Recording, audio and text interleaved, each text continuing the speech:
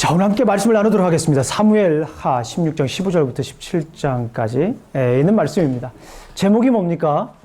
하나님의 모략입니다. God's Conspiracy라고 하는 그런 제목입니다.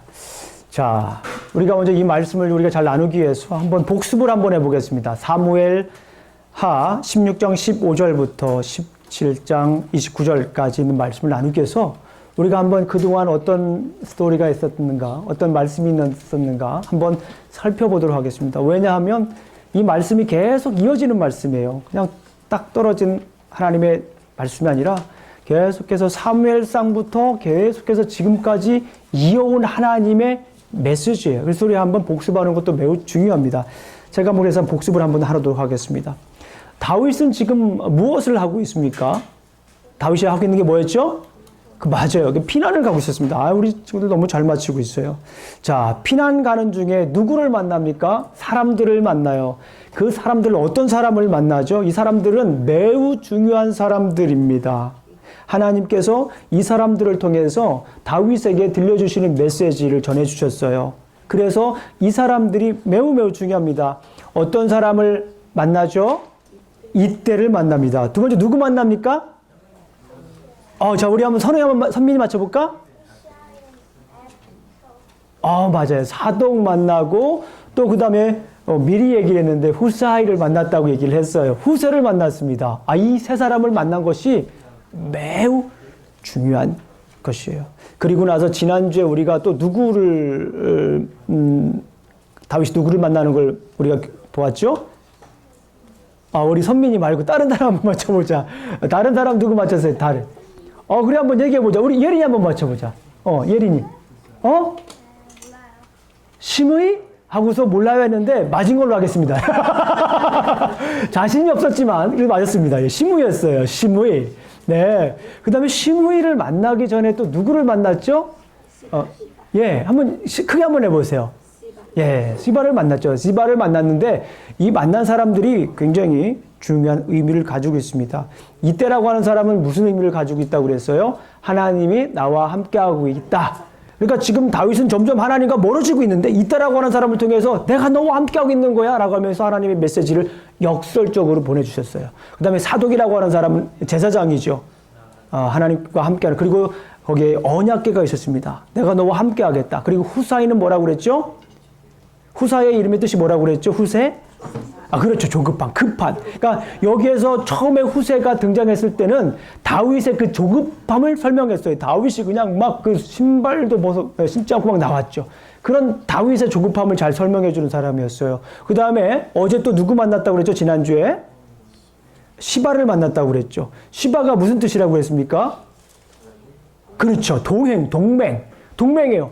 자꾸 다윗은 지금 어떻게 하고 있어요? 전반적인 흐름이 하나님으로부터 점점 멀어져가지고 피난을 가는 거예요. 예루살렘으로부터 계속 도망가는 겁니다.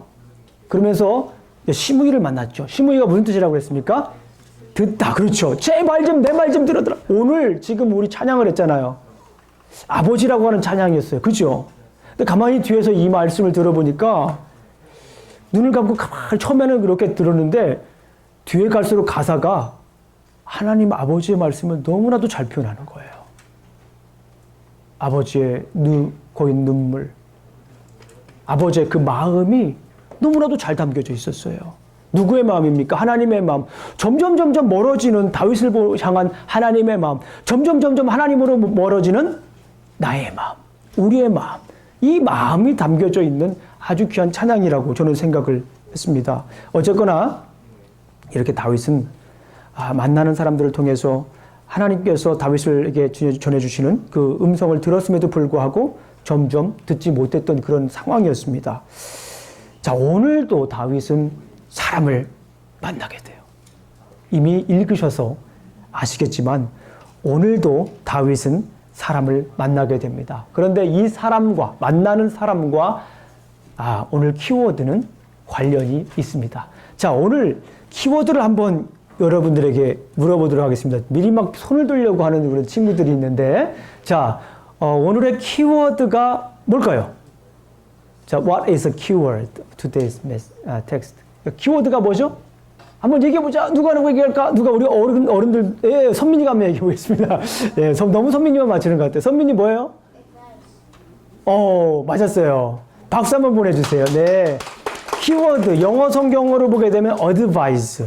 그리고 이걸 조금 어려운 단어로 말하면 plot, conspiracy. 이거는 이 계략이라는 뜻입니다. 모략이라고 하는 뜻도 되고요. 계략이라고 하는 뜻도 됩니다. 그 유명한 책 중에 하나님의 모략이라고 하는 책이 있습니다. 달라스 윌러드라는 분이 쓴데요. 하나님의 모략이라고 하는 책이 있어요. 아마 이 본문으로부터 나오지 않았을까 하는 생각이 듭니다. 물론 내용은 복음에 관한 메시지를 다루고 있습니다. 자, 키워드가 계략이에요. 자, 그렇다면 이 계략이라고 하는 뜻이 무엇일까요? conspiracy, advise, 이게 무슨 뜻일까요? 사전을 보게 되면 어떤 일을 이루기 위한 꾀나 수단입니다. 영어로 보겠습니다. 자, 우리 어린이 친구들만 한번 읽어보겠습니다. youth부터 어린이들만 한번 영어로 한번 읽어보겠습니다. 자, 시작.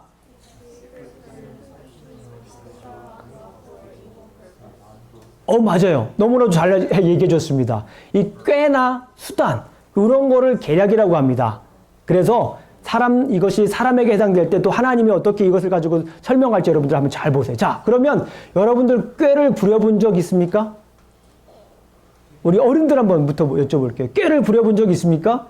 이렇게 막 그 계략을 한번 이렇게, 음모까지는 아니어도 뭔가 이렇게 마음속에 나쁜 생각을 가지고 이렇게 한번 막 일을 도모해 보려고 하는 그런 꾀를 부려본 적이 있습니까? 없으신 것 같아요, 다들. 할렐루야. 자, 그렇다면, 자, 우리 하나님의 계략. 하나님의, 더 정확히 말하면 뜻입니다. 하나님의 계획입니다. 그러나 이거를 조금 더 다른 표현으로 하나님의 계략이라고 하는 표현을 써서 좀 더 강조하기 위해서 그런 것 뿐이에요. 자, 하나님의 계략은 무엇인가? 그럼 오늘 본문에서 얘기하는 것이 뭐냐면 하나님의 계략에 대해서 얘기를 하고 있다는 거예요. 김영중 목사가 오늘 본문에 있는 말씀을 묵상하고 기도하고 연구했더니 오늘 본문에서 얘기하고자 하는 것, 다른 것이 아닙니다. 오늘 본문에서 얘기하고자 하는 그것은 하나님의 계략이 무엇인가? 오늘 본문에서 줄기차게 얘기해 주는 게 하나님의 계략에 대해서 얘기를 하고 있어요. 그러니까 우리가 설교 끝난 다음에 하나님의 계략이 무엇인지 안다면 오늘 우리 메시지를 정확하게 이해할 수가 있습니다. 자, 제가 말씀을 드렸어요. 다윗이 오늘 사람을 만난다고 했습니다. 이 사람을 만나요? 두 사람을 만나요.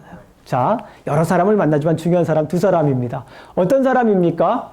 후세라고 하는 사람을 만납니다. 죄송합니다. 그냥 질문만 하면 손 들고 얘기하려고 하는 우리 어린이들이 있어요.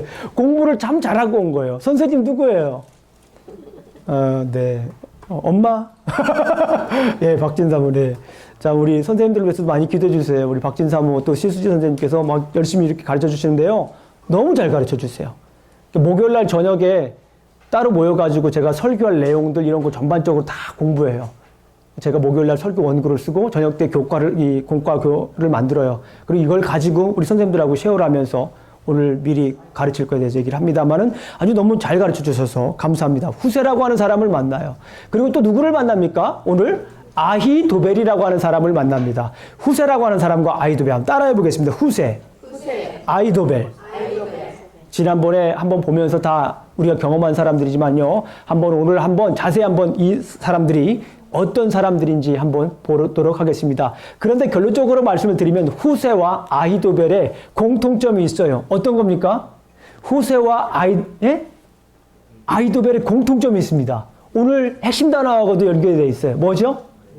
그렇죠. 모략가, 전략가예요. 계략가입니다. 이게 굉장히 중요한 포인트입니다. 자, 그러면 후세가 어떤 사람인지 한번 보도록 하겠습니다. 자, 한번 성경을 보면서 우리가 한번 보게요. 후세의 첫 번째 계략은 뭐냐면 압살롬이 드디어 어디를 들어옵니까? 오늘 성경을 보니까 16장을 보게 되면 자, 한번 16장 보겠습니다. 16장 15절 보겠습니다. 16장 15절 보게 되면 자, 압살롬과 모든 이스라엘 백성들이 예루살렘에 이르고 아히도벨도 그와 함께 이른지라. 자, 이제 누가 예루살렘에 들어와요? 압살롬이 들어. 사실은 지금 원래는 다윗이 돌아가야 돼요. 다윗이 예루살렘으로 돌아가야 되는데 오늘 성경에서는 압살롬이 예루살렘으로 들어왔다라고 얘기를 합니다. 자, 그러면서 이 압살롬이 예루살렘에 들어왔을 때 이 압살롬을 맞이하는 많은 사람들 가운데 전략가 한 명이 있습니다. 그 전략가 한 명의 이름이 무엇입니까? 후세라고 하는 사람이에요. 후세가 어떻게 얘기를 합니까? 예루살렘으로 입성할 때에 모든 사람들 가운데에 16절을 보니까 다윗의 친구 아렉 사람 후세가 압살롬에게 나아갈 때에 그에게 말하기를 왕이여 만세 왕이여 만세 하니 후세가 왕이여 만세 왕이여 만세 맞이합니다. 그래서 이 압살롬이 얘기를 하죠. 당신은 다윗의 친구인데 왜 나를 이렇게 왕으로 얘기를 하느냐 묻습니다.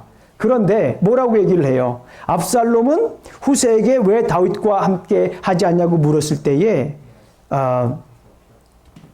18절을 한번 보게 되면 이 후세가 아주 대답을 잘합니다. 18절을 보면 후세가 압살롬에게 이르되 그렇지 아니하니이다. 내가 여호와와 이 백성 모든 이스라엘의 택한 자에게 속하여 그와 함께 있을 것이다. 무슨 말이에요? 사람들이 택한 게 아니라 다윗 왕처럼 사람이 택한 게 아니라 왕이 택한 하나님이 택한 왕을 내가 왕으로 섬기겠다라는 거예요. 그런데 가만히 보게 되면 그래요. 이 말씀을 가만히 보게 되면 나중에 결론적인 사건을 통해서 볼 때 후세가 왕이여 왕이여 한 것은 사실은 누구를 말했을까요? 압살롬을 얘기를 한 것이 아니라 다윗을 얘기를 한 거예요. 그리고 여기에서 내가 여호와 이 백성 모든 이스라엘의 택한 자에게 속하여 하나님과 백성들이 택한 왕이 누굽니까? 사실은 다윗이에요. 그런데 압살롬처럼 얘기를 했다라고 하는 거예요. 이것도 하나의 전략이 될 수가 있습니다. 자, 그렇다면 이번에는 아히도벨이라고 하는 사람이 나와요. 아히도벨의 계략은 무엇입니까? 압살롬이 아히도벨에게 계략을 요구합니다. 근데 참 이 아히도벨은 정말 뛰어난 계략가임에도 불구하고 하나님의 말씀을 전하는 하나님께 기도하는 그런 계략가는 아닌 것 같아요. 세상적인 계략가인 것 같아요. 보니까 왕이 예루살렘에 들어왔어요. 들어온 다음에 많은 사람들에게 자기가 진정한 왕이라고 하는 것을 보여주기 위해서 일을 꾸밉니다. 근데 그 일이 뭐냐면 왕의 후궁들과 함께 잠을 자라는 거예요. 왜냐하면 당시에는 이렇게 전쟁에서 승리하고 돌아오게 되면 이게 일반적인 상황이었어요. 그 왕의 후궁들, 새로운 왕이 취하는 거예요. 이건 아주 일반적인 겁니다. 세상 사람들이 다 그렇게 했어요.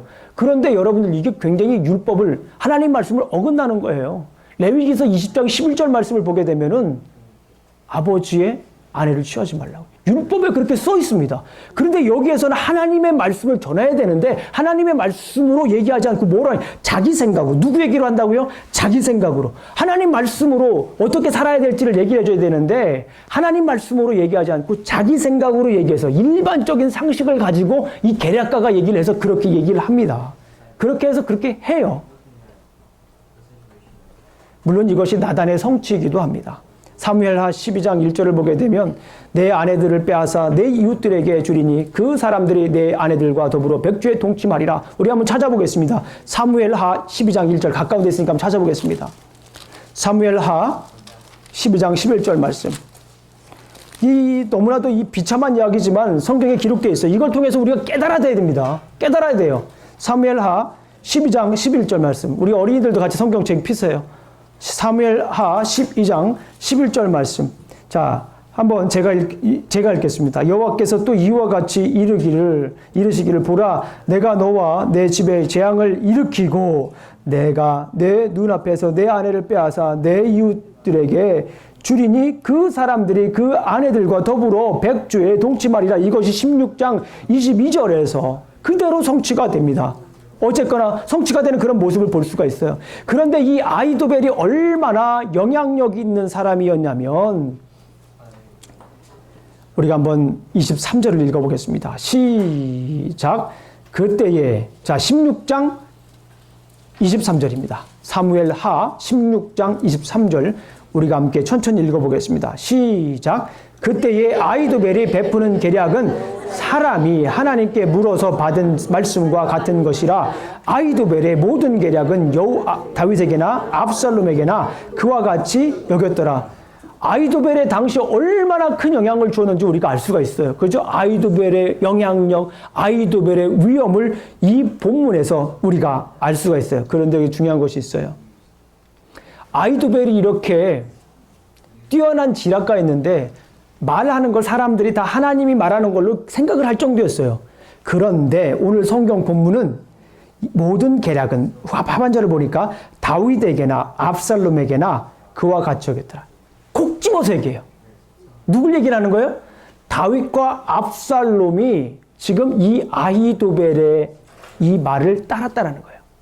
하나님의 말을 점점 멀어지고 하나님과 점점 멀어지고 있어요. 지금 하나님하고 점점 멀어지고 있는 상황인데 다윗과 압살롬도 하나님의 말씀에 귀 기울이기보다는 세상 사람들이 말하는, 세상의 전략가가 말하는, 세상의 카운셀러가 말하는, 세상의 어드바이저가 얘기하는 그 얘기를 지금 따라가고 있다라고 성경에서는 콕 집어서 얘기를 하고 있다. 어떻게 설명하고 있다고요? 콕 집어서. 저 한번 보세요. 네, 같이 한번 해보세요. 시작. 콕 집어서 얘기를 하고 있는 거예요, 지금. 이게 정말 저한테는 섬찟했어요. 우리는 어려움 있을 때 잘 알죠. 하나님께 부르짖어야 된다는 거 잘 알죠. 하나님께 나아가야 된다는 거 알죠. 그런데 막상 그렇지 않아요. 몸은 그렇지 않아요. 생각은 그렇지 몰라도 이 팔다리와 이 모든 오장육부가 사람에게 가 있는 거예요, 지금. 사람의 전략에 가 있는 거예요. 커먼 센스. 근데 여기에서는 지금 그것을 좀 지적하고 있어요. 어떻게 계속 한번 보겠습니다. 자, 이 아히도벨이 두 번째 계략을 보여줍니다. 이것이 17장부터 오늘 우리가 읽은 그 본문에 나와 있어요. 자, 다윗을 잡아야 돼요. 다윗을 잡아야 되는데 아히도벨의 계략을 제가 간단히 말씀을 드릴게요. 자, 길게 설명이 되어 있지만 아히도벨의 다윗 체포 작전입니다. 자, 12,000명을 뽑는 거예요. 12,000명을 뽑아가지고 기습을 합니다. 기습을 해서 다윗을 잡는 거예요. 그런데 이때 압살롬은 참전하지 않습니까? 참전합니까? 참전하지 않습니다. 자, 이런 계략을 했어요. 그러니까 와, 사람들이 아히도벨의 계략을 인정을 해요. 우리가 봤지만은 아히도벨이 하는 말은 하나님이 하는 것처럼 다 생각했다고 그랬잖아요. 그런데 여기에서 중요한 사람이 하나 더 등장을 합니다. 이 압살롬이 누구를 부르죠? 후세라고 하는 사람을 부릅니다. 그 나이가 들어왔을 때 왕이여 만세, 왕이여 만세, 하나님과 모든 이스라엘 백성들이 인정한 왕이 진정한 임금입니다. 그것이 그 사람이 바로 당신입니다라고 이게 칭찬했던 이 후세를 기억합니다. 그러면서 후세를 부르라고 하죠. 그런데 후세는 여기에서 아히도벨과 똑같은 이야기를 할까요? 다른 이야기를 할까요? 다른 이야기를 하죠. 자, 그렇다면 후세의 다윗 체포 작전을 한번 저를 보시고 한번 말씀드리겠습니다. 간단해요. 여기는요, 모든 사람들이 동원되는 거예요. 아까도 우리가 읽었지만 단에서 어디까지요? 브엘세바까지. 성경을 읽다가 단에서 브엘세바가 나오면 모든 이스라엘이라고 생각하시면 돼요. 단이라고 하는 것은 헐몬산이 있던 지역입니다. 그러니까 이스라엘의 제 북단이요. 브엘세바는 밑단입니다. 제 남단. 그래가지고 단에서 브엘세바는 모든 이스라엘 백성이에요. 모든 이스라엘 백성들, 용사들이 참여해서 다윗을 잡자. 그럴듯해요. 사실은 근데 12,000명 뽑는 거하고 모든 사람 뽑는 거하고 시간이 어떤 게 더 많이 걸릴까요? 모든 사람을 다 뽑는 게 시간을 버리겠죠. 그런데 이때 당시 사람들은 모든 사람들을 다 뽑아서 완전히 소탕하자 그러니까 거기에 솔깃할 수도 있습니다. 왜 그러냐면은 이 후세가 정말 대단한 지략가예요. 다윗은 뭐라고요? 성경 말씀에 보니까 저를 한번 보시면 다윗은 용사라는 거예요. 그가 늙었지만은 그는 용사라는 거예요. 그를 우습게 봐서는 안 된다는 거예요. 12,000명 가지고 되지 않는다는 거예요. 점점 설득이 되고 있어요. 그런 다음에 용사고 전략가이기 때문에 우리가 여기에서 모든 사람들이 참전을 하고 거기에다가 갑자기 기습을 해야 된다. 그리고 여기서 정말 중요한 것은 압살롬 당신이 그 다윗 추적 작전에, 체포 작전에 참여해야 된다? 하지 말아야 된다? 참여해야 된다라고 얘기를 해요. 왜 그러냐고 물어봤겠죠. 물어보니까 당신이 그 작전에 참여해서 확 잡은 다음에 개선장군처럼 들어서면은 많은 백성들이 당신을 압살롬 하면서 따르지 않겠냐라고 얘기를 하니까 당시 사람들이 볼 때 결국에는 사람들이 누구의 계략이 낫다라고 평가를 합니까? 성경 말씀을 보겠습니다. 성경 말씀 17장 14절 말씀을 보겠습니다. 17장 14절 말씀을 우리 다 같이 한번 읽어보도록 하겠습니다. 17장 14절 말씀 시작. 압살롬과 온 이스라엘 사람들이 이르되 아렉 사람 후세이의 계략은 아히도벨의 계략보다 낫다 하니 이는 여호와께서 압살롬에게 화를 내리려 하사 아히도벨의 좋은 계략을 물리치라고 명령하셨습니다. 아히도벨의 계략은 정말 좋은 계략이었어요. 정말 리즈너블하고 탁월한 계략이었습니다. 그럼에도 불구하고 이 계략을 하나님께서 어떻게 사용하시는지를 우리가 지금 보고 있는 거예요. 뛰어난 사람입니다. 그 누구도 이 아히도벨과 이 후세의 계략을 막을 사람이 없어요. 거기에 브레이크를 걸 사람이 없습니다.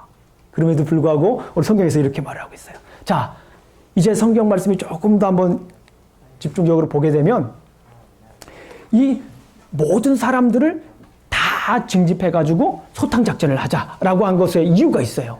시간을 벌기 위해서 한 거예요. 시간을 벌기 위해서. 그래가지고 왜냐하면 그 뒤를 읽어보니까 17장 15절 말씀을 보니까 후세가 사독과 아비아달 두 제사장에게 빨리 보내가가지고 이제 빨리 그 강을 요단강을 건너가라고 해요. 요단강을 건너지 않고 요단강가에서 자게 되면 거기에서 이제 죽게 됩니다. 그래서 그 강을 건너라고 얘기를 해요. 빨리 가서. 뭐 여러 이야기가 있지만 간단하게 말씀을 드리면 가서 그대로 얘기를 합니다. 그래서 다윗과 그 신하들이 함께 있는 사람들이 요단강을 건넜을까요? 안 건넜을까요? 요단강을 건넜습니다. 요단강을 건너요. 점점 어떻게 됩니까? 다윗을 돕는 사람들이 이제는 조금씩 뭐예요? 생기는 거예요. 그 도망가는 과정에서도 이제 발각이 됐어요.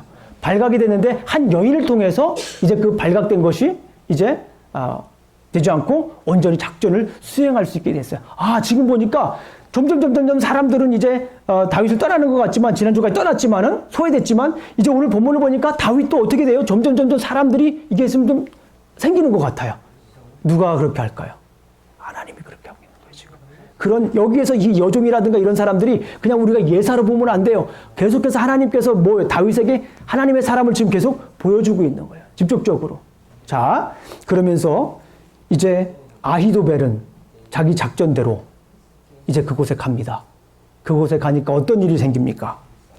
많은 사람들이 건넜어요. 더 이상 자기 작전이 유효하지 않습니다. 자기 작전대로 할 수가 없어요. 그래서 이 아히도벨은 어떻게 합니까? 그 자리에서 자살을 하게 됩니다. 그리고 나서 그 성경에 우리가 하나 더 우리가 봐야 될 게 있어요. 27절을 보겠습니다. 27절. 27절을 우리가 한번 읽어보겠습니다. 천천히 한번 읽어봅니다. 27절 시작. 다윗이 마하나임에 이르렀을 때에 암몬 족속에게 속한 라빠 사람 나하스의 아들 소비와 로데벨 사람 암미엘의 아들 마길과 글로길과 길랏 사람 바르실레가 이렇게 나와 있죠. 여기 있는 사람들은요 이방 사람들이에요. 쉽게 말씀드리면 여러 사람 뭐 어려운 사람이 나왔지만 쉽게 말씀드리면 이방 사람들이에요. 이방 사람들이 누구를 도와요 지금? 다윗을 돕고 있는 거예요. 더군다나 마하나임이라고 하는 지역은 사울의 지역이에요. 사울의 지역. 그런데 거기에 사는 이방인들이 지금 다윗을 돕고 있다라고 하는 것은 점점 하나님께서 어떻게 하고 있다라는 거예요. 다윗을 지금 뭐 어떻게 하고 있다라는 거예요. 지금 가까이 하고 있는 거예요. 자, 그런데 여기서 정말 이야기를 제가 정리하면서 다시 한번 말씀드릴게요. 이 사건 이야기를 가지고. 아히도벨의 이름의 뜻이 무엇입니까? 아히도벨은 계략가인데 이름의 뜻은 뭐예요? 어리석다라고 하는 거예요.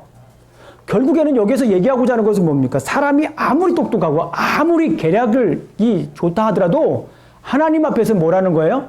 어리석게 된다라고 하는 걸 보여주는 거예요. 아무리 사람이 똑똑하고 아무리 스마트하고 아무리 좋은 계략을 가지고 있을지라도 그것은 사람이에요.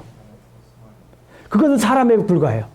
그런데 그 계략조차도 하나님께서 순식간에 다 무효화시킬 수 있어요. 아무리 똑똑해도. 그게 바로 오늘 17장 14절의 말씀이에요. 그동안 이 계략으로 수많은 명성을 쌓아왔고 많은 사람들을 호령했고 나라를 호령했을지라도 하나님께서 일순간에 뭐하면 그거를 개입하시면 하나님의 계략이에요. 그게 하나님의 계략이에요. 사람은 아무리 똑똑할지라도 하나님께서는 당신의 계략을 한번 거기서 보여주시면 완전히 다 무효가 되는 거예요. 그 똑똑한 사람 아히도벨 당대 최고 역사상 어쩌면 제갈공명보다도 더 뛰어난 그런 지략가였을지도 모르지만 여기서 하나님께서는 완전히 그 계획을 무력화시킵니다. 완전히 없애요. 그것을 보여주고 있는 거예요. 또 하나 이 후세라고 하는 사람의 이름의 뜻이 뭐예요? 헤스티. 급한이에요. 보세요. 저는 여기서 이걸 느꼈습니다. 원래 후세라고 하는 사람의 이름이 등장했을 때는 다윗이 막 급한 모습을 표현하기 위해서 그랬어요. 막 헐레벌떡으로 도망가는 그 다윗의 모습을 보여주기 위해서 이 후세라고 하는 사람이 등장을 했어요. 그런데 오늘 본문은 이 후세라고 하는 사람이 그렇게 등장하질 않아요. 오늘 본문에서는 여러분 잊지 마세요. 하나님의 마음을 담아서 표현하는 거예요. 다윗을 표현하는 게 아니라 하나님 당신의 마음을 표현하는 거예요. 다윗이 지금 뭐하고 있어요? 계속 다윗은 지금 추락하고 있어요. 하나님으로부터 계속 떨어지고 있어요. 하나님은 돌아와, 지난주처럼 돌아와, 내게로 돌아와. 내가 너를 아직도 너를 사랑한단다. 너는 멀리 갔을지라도 나는 계속 너를 여전히 기다리고 있단다. 라고 이렇게 얘기하는데도 오늘 본문에 보게 되면 다윗은 점점 멀어지고 오히려 압살롬이 예루살렘으로 들어가는 그런 모습을 오늘 본문에서 보여주고 있다는 거예요. 뭐예요? 지금 다윗은 점점 뭐하고 있어요? 추락하고 있어요. 떨어지고 있어요. 나락으로 떨어지고 있습니다. 그런데 하나님께서 어떻게 한 거예요? 너무 급하신 거예요. 하나님께서 너무 급하셔서 누구를 보내주신 거예요? 후세라고 하는 사람을 보내주신 거예요. 이 돕는 사람들, 지금 마하나임의 지역에 있는 사람들을 보내주신 거예요. 하나님이 어떻게 하셨다고요? 급하게 지금 잡아내리는 거예요. 제가 이거를 우리 성도님들 붙잡고 지금 하려고 그러는데 오늘 앞에 있는 분들 할까요? 뒤에 있는 분들 할까요? 뒤에 있는 우린 됐으니까 그냥 화면에 안 나오신다고 지금 막 하시는 하나님 우리 이 지금 성도님들 보시면서 점점 멀리 떨어지시는 분들을 향하여서 하나님이 지금 막 신발 벗고 지금 막 달려가가지고 죄송합니다. 신발 벗고 지금 달려가가지고 지금 하나님 막 붙잡고 싶은 마음이 지금 이 안에 이 후세라고 하는 사람의 마음에 담겨있는 제가 원래 이 제목을 추락하는 것에 날개를 달아주신 하나님이라고 길게 적으려고 그랬는데 너무 길 것 같아서 줄인 거예요. 원래 본문 내용은 사람이 아무리 계획을 짜도 하나님으로부터 멀어지는 걸 막을 자기 생각대로 하게 되면 멀어지는 거예요. 근데 하나님은 그게 너무 마음이 아프니까 너무 마음이 아파서 너무 급해가지고 신발 벗고 지금 나와가지고 지금 붙잡고 잡아주는 거예요. 지금 더 이상 가면 안 돼. 지금 잡아주는 거예요. 우리 한수가 더 이상 내려가면 안 돼. 다 잡아주는 거예요. 예건아 더 이상 내려가면 안 돼. 하고 꽉 잡아주고 있는 거예요. 우리 선민아 더 이상 내려가면 안 돼. 꽉 잡아주는 거예요. 민서야 더 이상 내려가면 안 돼. 그래서 민서를 꽉 잡아주는 거예요. 어디 갔어 또 우리 학생들. 여기 주아 있구나. 주명이 더 이상 내려가면 안 돼. 하나님이 그냥 꽉 잡아주는 거예요. 이렇게 막 내려가면 안 돼. 뭐 하나님이 급하셔가지고. 예. 주아 기다리고 있어. 주아야 더 이상 내려가면 안 돼. 하나님께서 주아를 꽉 잡아주시는 거예요. 이렇게. 아멘. 어른들이 아멘도 안 해, 애들 하는데. 예린이가 이렇게 내려가는데 하나님께 너무 급해가지고 예린이를 꽉 잡아주고 예린아 내가 너를 사랑한다 하고 잡아주는 거예요 지금. 더 이상 내려가면 안 돼. 어른들은 내려가서 할까요? 지금 이렇게 하나님 그 헤스티한 급한 하나님의 마음이 후세에 담겨져 있다는 거예요. 이게 놀라운 사건이에요. 저는 이 말씀을 읽으면서 너무 막 감동이 됐어요. 하나님께서 주시는 이 말씀이 막 너무 막 감격이 돼가지고, 하나님께서 이렇게 우리를 사랑하시는구나. 하나님께서 얼마나 고통스러웠을까. 하나님께서 얼마나 눈물을 많이 흘리셨을까. 그럼에도 불구하고 이렇게 추락하는 자신의 백성, 자신의 아들을 이렇게 붙잡는 하나님의 그 마음이 얼마나 감사한지. 하나님은 우리를 그렇게 기다리고 있어요, 지금도. 우리 각 사람 하나를 보면서. 그런데 왜 우리는 계속 추락할까요? 그럼에도 불구하고 우리는 이스라엘 백성처럼 계속 다윗처럼 계속 하나님을 멀리하고 눈에 보이는 전략가가 좋아서 따라가고 눈에 보이는 에집트를 따라가고 눈에 보이는 세상 것을 따라가고 하나님께서 시시때때로 말씀해 주시잖아요. 이때라든가 사독이라든가 후세라든가 시므이라든가 시바라는 사람 통해서 계속 우리에게 보여줬듯이 우리 주변에 만나는 사람들을 통해서 하나님께서 계속 우리에게 지금도 뭐 하고 계신 거예요? 말씀하고 계신 거예요. 왜 그걸 우리가 모르냐고요? 하나님이 붙잡을 때 그리워하고 올라가세요 그냥. 왜 자꾸 내려가려고 해 더? 이게 참 무서운 거죠. 자, 오늘 말씀을 이렇게 정리합니다. 전지전능하신 하나님께서 아히도벨의 계략을 무력화시켰다. 이 간단해 아주. 예. The Lord shows His omniscience and omnipotence by thwarting through advisor, Ahitophel's plan. 좀 어려운, 발음하기 어려운 단어들이 꽤 많이 있어요. 그럼에도 불구하고 여러분들, 우리 다 이해하셨죠? 우리 한생 이해했지? 예건이 이해했지? 너네들이 오늘 목사님이 얘기한 거 잊어버려도 요 센텐스는 기억해야 돼. 전지전능하신 하나님께서 아히도벨의 계략을 무력화시켰기 때문에 우리가 해야 될 게 뭐냐? 하나님의 계획, 우리가 알아야 될 게 뭐냐는 거예요. 하나님의 계획은 사람의 계획보다 뛰어나다. 아멘? 아멘. 아무리 우리가 계획을 가지고 있고 아무리 좋은 지략이 있고 내가 왕년에 뭘 했을지라도 하나님의 계획 앞에서는 우리가 겸손해야 됩니다. 이것이 정말 중요한 거예요. 자, 우리 한번 읽어보겠습니다. 시작. 사람이 마음으로 자기의 길을 계획할지라도 그 걸음을 인도하시는 이는 여호와니라. 아멘. 우리 다시 한번 더 하겠습니다. 우리 큰 목소리 앞에 보시고. 자, 시작. 사람이 마음으로 자기의 길을 계획할지라도 그 걸음을 인도하시는 이는 여호와시니라. 아멘. 우리가 많은 계획을 짜고 많은 사람들과 상담하고 많은 사람과 연구하고 공부해도 하나님의 계획 앞에서는 우리가 어쩔 수가 없어요. 하나님의 계획을 따라야 될 줄로 믿습니다. 저는 목회하기 전에 정말 중요한 것이 있다고 생각했습니다. 그것이 뭐냐면 목회 철학이라고 생각했어요. 목회 비전이라고 생각했습니다. 목회 비전 매우 중요합니다.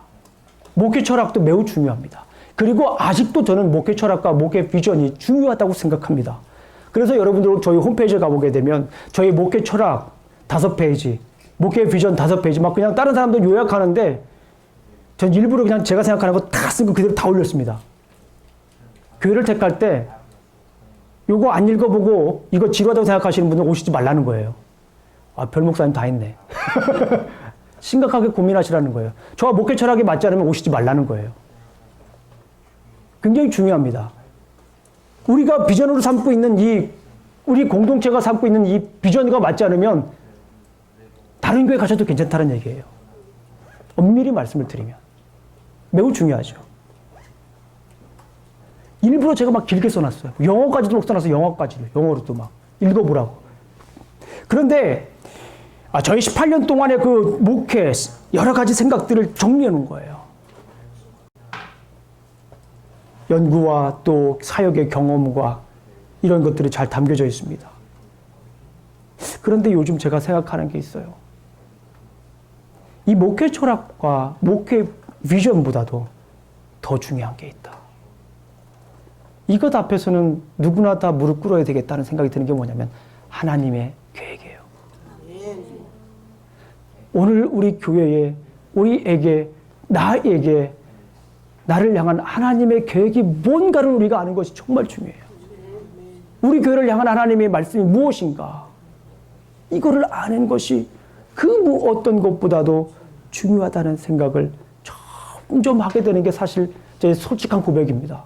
목회 철학도 중요하고, 목회 비전도 중요하고, 목회 동기도 중요하고, 여러 가지 중요하지만, 그럼에도 불구하고, 하나님께서 우리를 향한, 지금 우리를 향한 계획이 무엇인가를 아는 것이 매우 중요하다 생각이 듭니다. 어떻게 우리가 하나님의 그 계획을 알 수가 있습니까? 하나님과 소통해야 돼요. 하나님과 먼저 소통해야 됩니다. 오늘 아침에도 제가 우리 성경 공부하면서 누누이 그런 말씀을 드렸어요. 하나님과 먼저 소통하셔야 됩니다. 하나님과 먼저 소통하시지 않으면 어떻게 될까요? 하나님과 소통하시지 않고 여러분들 서로 소통할 수 있습니까? 안 돼요. 그동안 그렇게 살아오셨잖아요. 하나님과 소통하시지 않고 서로 소통하면서 살아가지고 그동안 살아오셨잖아요. 결과가 어떻습니까? 결과가. 먼저 하나님과 소통을 하셔야 돼요. 먼저 하나님과 소통할 때에 우리가 온전한 하나님의 뜻을 우리가 알 수가 있습니다. 하나님과 소통이 되지 않는 상태에서 이야기한다면 우리의 이야기는 그것이 뭐예요? 결국에는 하나님과 소통하지 않고 우리끼리 얘기하면 뭡니까?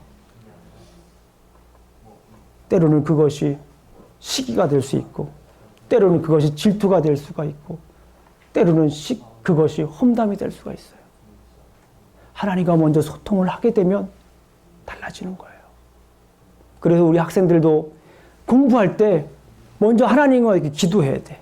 하나님과 소통해야 돼요. 하나님, 내가 지금 이런 계획이 있는데 하나님 어떻게 할 겁니까? 어떻게 하죠? 물어봐야 돼요. 물어봐야 됩니다. 중요한 사업할 때도 누가 중요한 거예요? 카운셀러가 중요한 게 아니에요. 옆에 있는 사람들이 중요한 게 아닙니다. 사업을 먼저 해본 사람이 중요한 게 아니에요. 먼저 하나님께 얘기를 하셔야 됩니다. 어떤 중요한 서류가 있을 때도, 기다리는 중요한 서류가 있을 때도 계속 하나님께 여쭤봐야 돼요. 공부할 때도 마찬가지고 하나님께 여쭤봐야 됩니다. 골프 칠 때도 어떻게 해야 돼요? 하나님께 여쭤봐야 됩니다. 하나님 어디로 보낼까요? 바람이 이쪽으로 부는데 어디로 보낼까요? 하나님께 물어봐. 골프 칠 때도 하나님께 물어봐. 그럼 하나님께서 뭐 할까? 가르쳐 주십니다. 하나님과 먼저 소통을 해야 돼요, 우리가. 그럴 때 하나님께서 우리에게 응답해 주시는 줄로 믿습니다. 하나님의 계획은 너무나 놀라운데 우리가 그 하나님의 계획을 듣질 않아요. 사람들하고 먼저 얘기하려고 해요. 이게 이스라엘 역사 가운데 줄기차게 나타난 가장 큰 죄악 중에 하나입니다. 하나님과 먼저 소통하셔야 돼요. 하나님과 소통이 안 된다 싶으면 사람 만나지 마세요. 상담하지 마세요. 하나님과 소통이 될 때 그때 만나면 그때 이후와 그때 전과 한번 비교를 해보세요. 노트에 적어보세요. 내가 하나님과 정말 소통이 잘 되고 성령 충만할 때 예를 들면 말씀을 읽을 때 막 기쁨이 있어요. 말씀을 읽을 때마다 막 기쁨이 넘쳐서 감격이 있어요. 그럴 때 사람 한번 만나보세요. 말씀을 읽는데 아무런 감동도 없고 교회를 가서 예배를 드리는데 아무런 감동도 없고 찬양을 드리는데 아무런 감동도 없고 만나는 사람들 만나도 아무런 감동도 없고 그럴 때 사람 한번 만나보세요. 다 적이죠. 하나님과 먼저 소통하십시오. 그래야 하나님의 계획을 알 수가 있어요. 세상의 지력을, 세상의 계략가를 무력화시키는 하나님의 계획을 여러분들이 따라야 될 줄로 믿습니다. 사람이 마음으로 자기의 길을 계획할지라도 그 걸음을 인도하시는 누굽니까? 여호와십니다. 그래서 우리는 하나님과 먼저 소통해야 됩니다. 왜 그렇습니까? 사람이 마음으로 자기의 길을 계획할지라도 그의 걸음을 인도하시는 분은 여호와시기 때문에 그렇습니다. 제가 여쭤보겠습니다. 그럼 여러분들은 답하십시오. 왜 우리는 하나님과 먼저 소통해야 합니까? 앞에 거 읽으시면 돼요. 시작. 사람이 마음으로 자기의 길을 갈지라도 걸음을 인도하시는 여호와시니라. 아멘. 우리 교회 성도들은 하나님과 먼저, 왜 우리 교회 성도들은 하나님과 먼저 소통해야 합니까? 사람이 마음으로 자기의 길을 갈지라도 그 걸음을 인도하시는 여호와시니라. 나는, 그리스도인인 나는 왜 먼저 하나님과 소통해야 합니까? 사람이 마음으로 자기의 길을 갈지라도 그 걸음을 인도하시는 여호와시니라. 우리 다 함께 읽고 말씀을 마치도록 하겠습니다. 시작. 사람이 마음으로 자기의 길을 계획할지라도 그 걸음을 인도하시는 이는 여호와니라. 아멘. 기도하시겠습니다. 하나님 감사합니다. 오늘도 이렇게 우리가 말씀을 나누었습니다. 이 말씀을 통해 주시는 하나님의 능력을 우리가 경험할 수 있기를 원합니다. 우리가 우리의 계획대로 살아온 지난날을 한번 살펴봅니다. 온전히 주님께서 계획하신 그 계획을 먼저 구하고 그 뜻대로 살기를 원합니다. 먼저 주님과 소통하기를 원합니다. 말씀하여 주시옵소서. 예수님 이름으로 기도합니다. 아멘.